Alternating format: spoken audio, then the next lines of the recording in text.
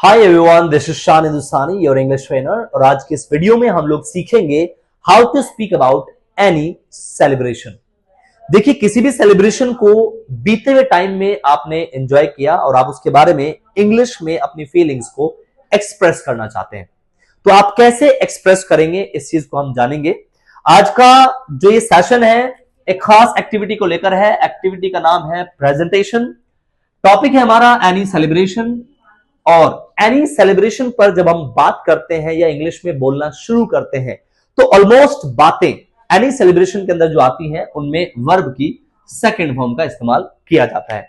Reason being, क्योंकि सारी चीजें बीते हुए टाइम को लेकर के हैं और बीता हुआ टाइम जो भी है वो पास्ट में माना जाता है और पास्ट में हमेशा ही वर्ब की सेकंड फॉर्म का इस्तेमाल किया जाता है। यानी आपका पास्ट में कोई भी मोमेंट आपको बताना है तो उसको बताने के लिए वर्ब की सेकंड फॉर्म का यूज करना है।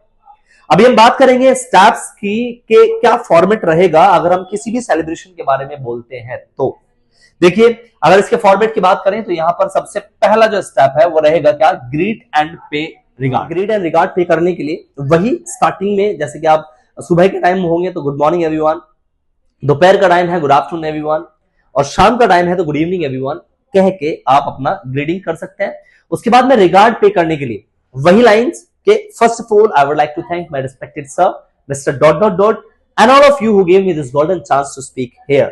Now I would like to speak about my जो भी आपका टॉपिक है वो बताएंगे, लेकिन हाँ, रिगार्ड्स पे करने के बाद में आप अपने आप को भी इंट्रोड्यूस करोगे और अपने टॉपिक को भी इंट्रोड्यूस करोगे। जी हाँ, जब आपने रिगार्ड पे किया उसके बाद में आप छोटा सा अपना इंट्रोडक्शन देते हैं जिसमें आप अपना नाम बताएंगे और अपने टॉपिक के बारे में बताएंगे। जैसे my name is Shan Hindustani and today I am going to speak about फलाना डिमकाना सेलिब्रेशन।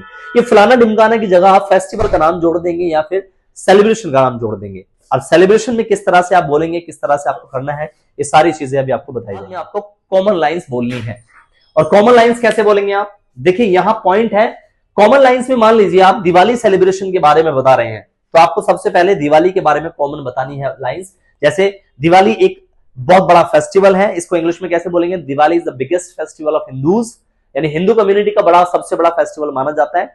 और it is celebrated in the month of Purnima या जो भी मंथ रहता है हमारा, उस तरह से पूरा पूरा बता देंगे, यानी कॉमन लाइंस बताएंगे। और it is celebrated on the occasion of arrival of lord Ram and Lakshman ji along with his wife Sita जी।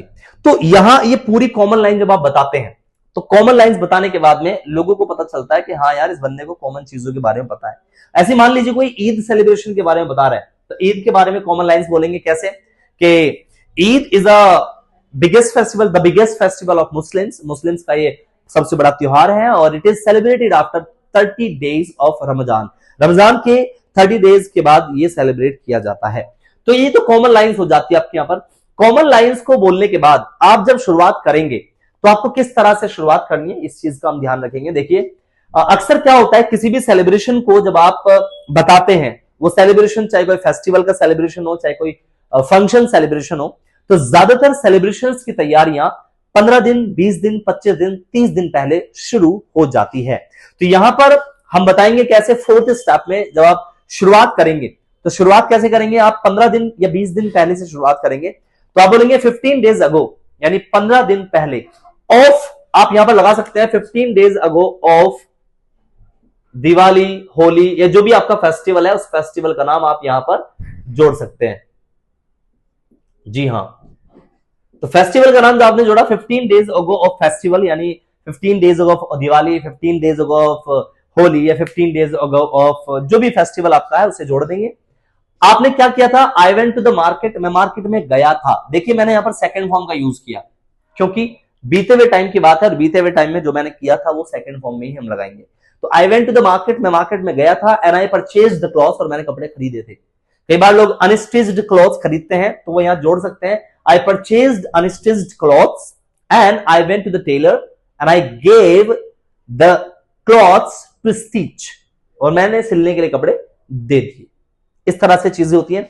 इसके बाद में हम फिफ्थ स्टेप पे चलेंगे। देखिए 15 दिन पहले तो आपने ये कर दिया था, लेकिन 10 दिन पहले भी आपने कुछ किया था। जैसे 10 days ago of Eid, Diwali, Holi, I help my mom in cleaning the house properly, मैंने अपनी मम्मी की हेल्प की थी घर को प्रॉपरली साफ करने में। तो ये लाइन भी अगर आप हाईलाइटेड करके बोलेंगे तो इससे भी पता चलता है कि हाँ, आपकी तैयारियां बहुत पहले से शुरू हो गई थी। 15 दिन पहले ये किया था, 10 दिन पहले ये किया था। फिर आगे बढ़ते हुए, when it was 5 days to Diwali या ईद या होली, ईद, होली या दिवाली के 5 दिन बचे थे, तो क्या था? I went to the market again, मैं दोबारा से बाजार गया, एंड आई परचेज्ड, और मैंने खरीदा डेकोरेशन स्टफ। डेकोरेशन स्टफ का मतलब डेकोरेशन की जो चीजें हैं वो मैंने खरीदी। अब देखिए, कॉमन चीजें हैं, ज्यादातर लोग क्या करते हैं, यही काम करते हैं, 10-15 दिन पहले जाते हैं मार्केट में से सामान खरीदते हैं, तो वो बता दिया हमने। हम मार्केट गए, वहां से हमने डेकोरेशन का स्टफ खरीदा, ये भी हमने बता दिया। ऐसे ही 7th स्टेप में क्या होता है, जब 2-3 दिन रह जाते हैं फेस्टिवल के, तो क्या बोलते हैं, 2 days ago ऑफ दिवाली या 2 days ago ऑफ ईद या फिर होली, क्या करते हैं, I decorated my house with my brother.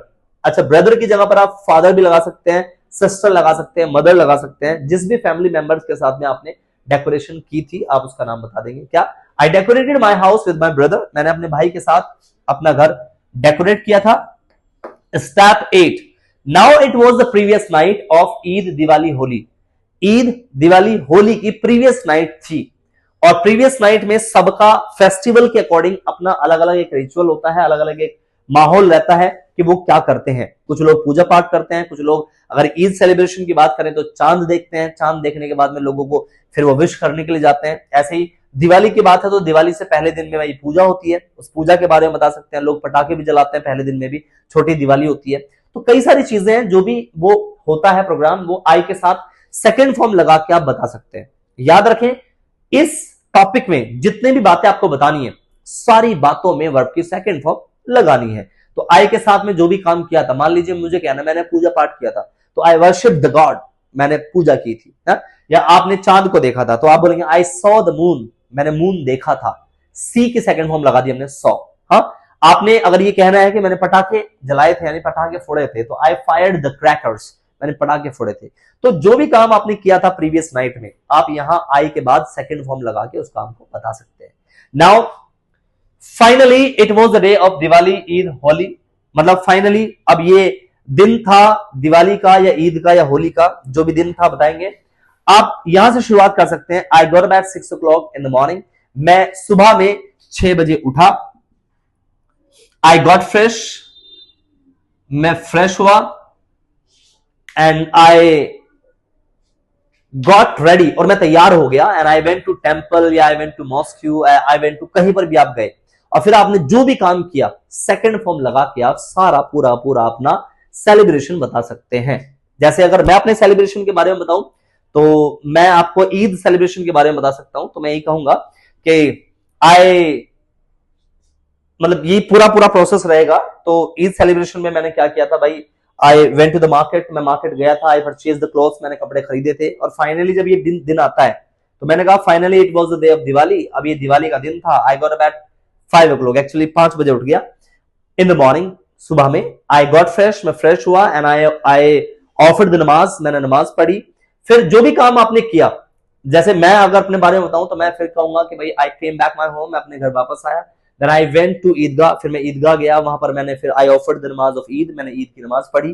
फिर जो भी काम किया आपने वो सारा काम आप सेकंड फॉर्म में लगा के बताते चले जाएंगे। और पूरे डे में जो भी काम आपने किया था वो सब कुछ आप सेकंड फॉर्म में ही लगा के बोलते हैं। तो इस तरह से जब आप फाइनल लास्ट टाइम पर आ जाएंगे, सेलिब्रेशन जब सारा कंप्लीट हो जाएगा, तो आप कहेंगे that's all, thank you, well.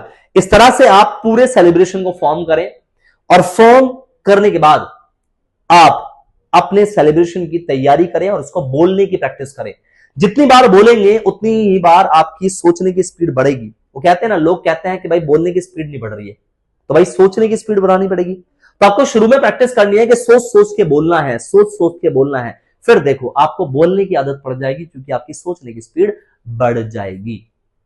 So guys, आज की वीडियो में बस इतना ही।